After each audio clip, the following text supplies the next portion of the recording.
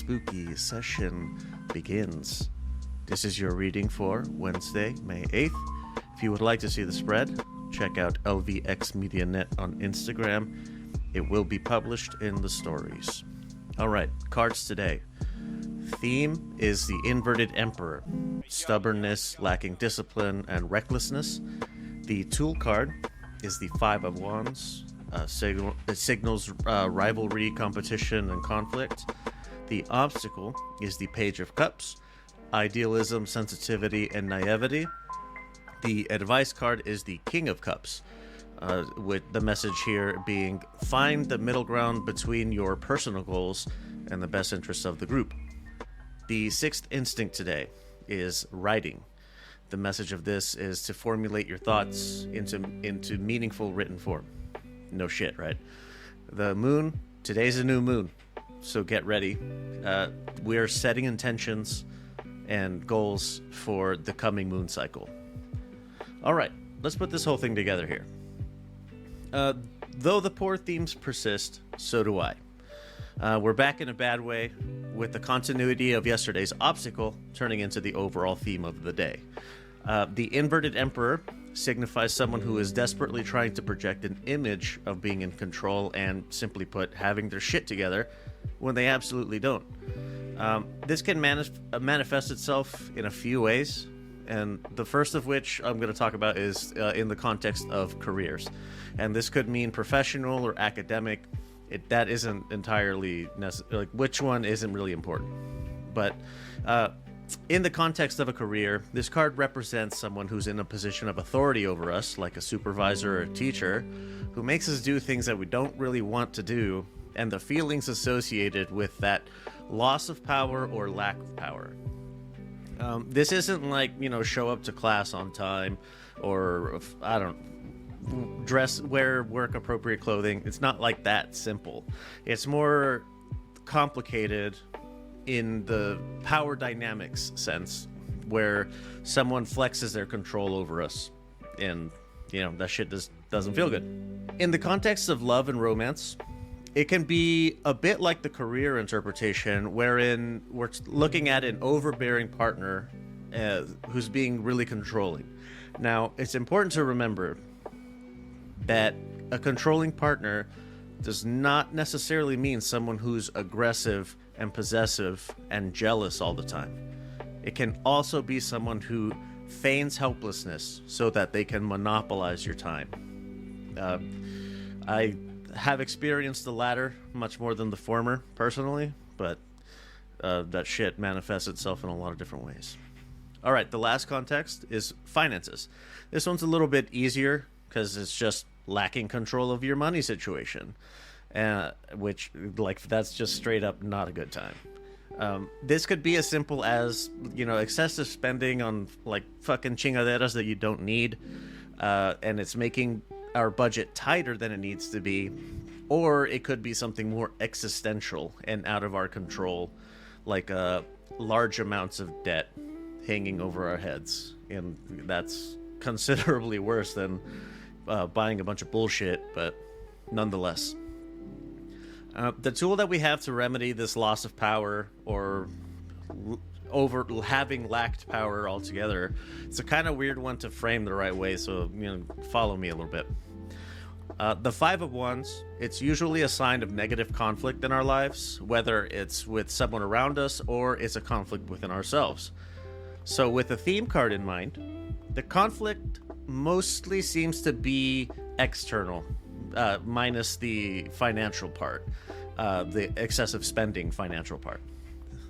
When it comes to negative external conflicts presented by this card, the root of them seems to be communication, and that can be miscommunicating or not communicating at all. We can use this card, the way that it's a tool is that it's a sign of urging us to take an active step to fix this by communicating clearly and openly with the person with whom we're conflicting. In the financial sense, where the conflict is with ourselves and not having positive control of our spending habits, This is more of honest communication with ourselves and addressing the issue gracefully. Now, that's a key word here, because no amount of shitting on yourself and bad mouthing yourself and calling yourself every name of the book is not going to fucking fix anything. It's not going to improve the situation. So give yourself a little patience and approach this with grace.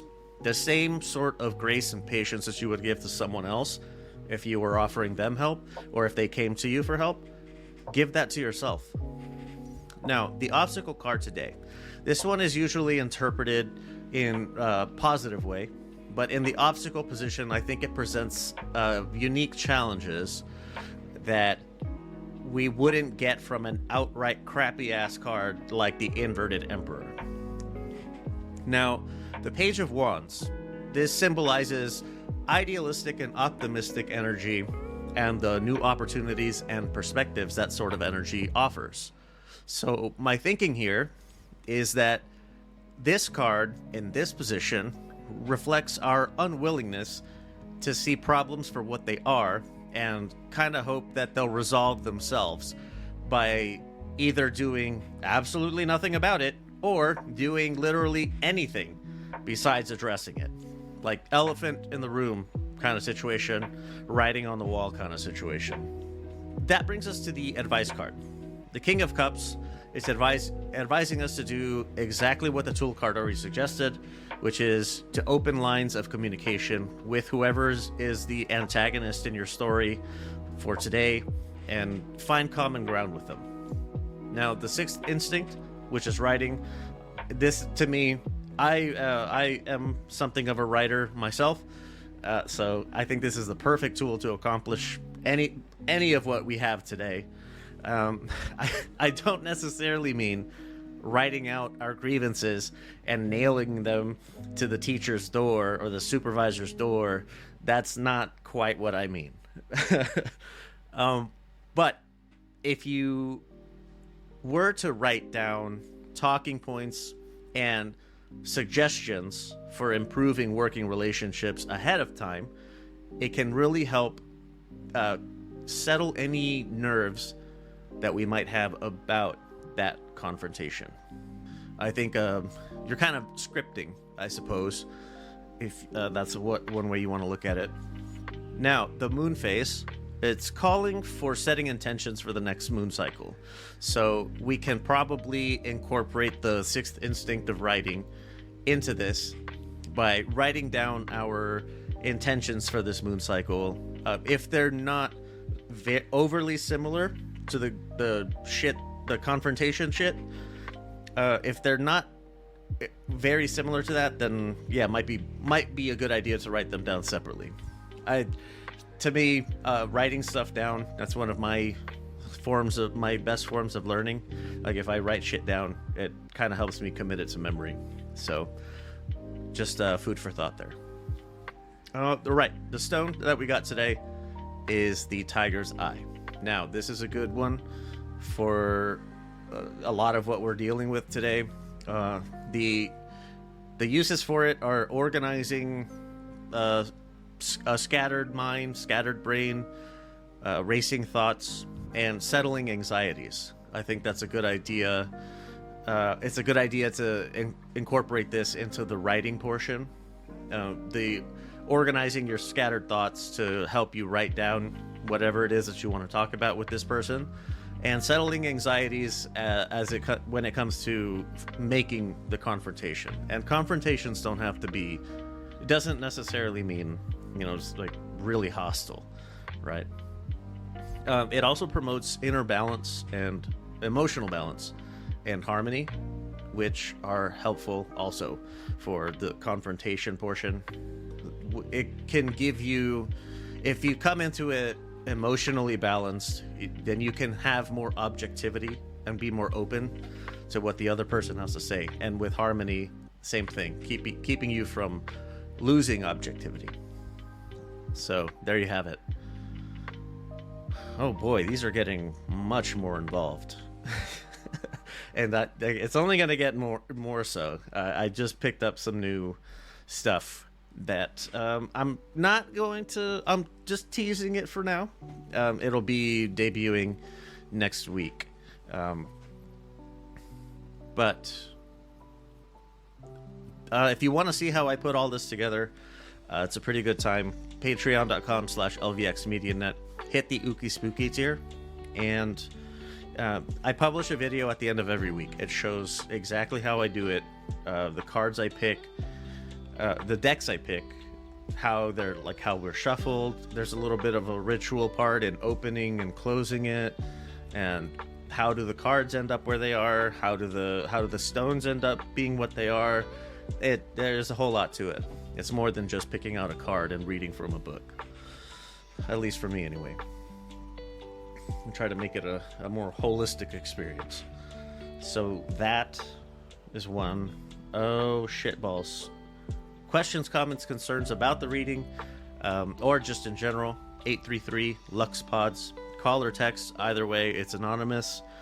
If you want your audio cut into the show, ideally call and leave a voicemail. It goes straight to voicemail when you call. I don't even answer my own phone, so I'm not fucking answering that.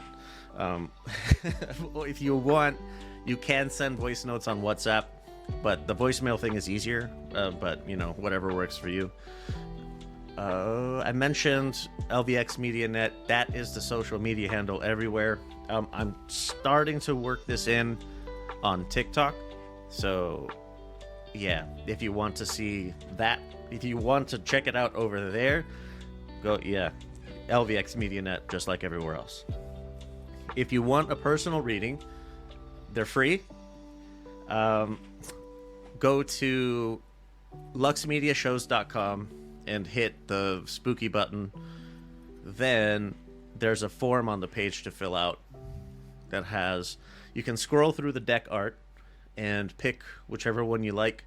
I feel that in the absence of us being in the same room, that you selecting the deck art that you feel best represents you, it's the best analog that we can get. In the form, give me as much detail as you're comfortable with giving me, but keep in mind that if you don't give me a lot of detail, I can't give you a lot of detail in return. Okay, so as whatever you're comfortable with, but more is better for you. That's the phone number, and that are the best ways to reach me directly. If you want to try hitting me up in the DMs for social media, you can, but keep in mind I'm not the only one that has access to those accounts. Some of the hosts for the other shows are in on they have access to those accounts as well. So, you know, if you want private communication, you're not going to get it there. Keep that in mind. What else? Do I have anything else? The website luxmediashows.com. Check that out. There's other stuff that we get up to. A lot of other shows on the Lux Media Network, and we're always trying to do more. That's gonna do it. Holy fuck, I'm starting to run along with these. Is that a good thing? If it's not, tell me. If it is, if it's okay, cool, because I got more shit coming. If you want something swapped in or out, whatever, feedback, 833-589-7637, 833-LUX-PODS. All right, let me know. I'll see you tomorrow. Same ooky time, same spooky place.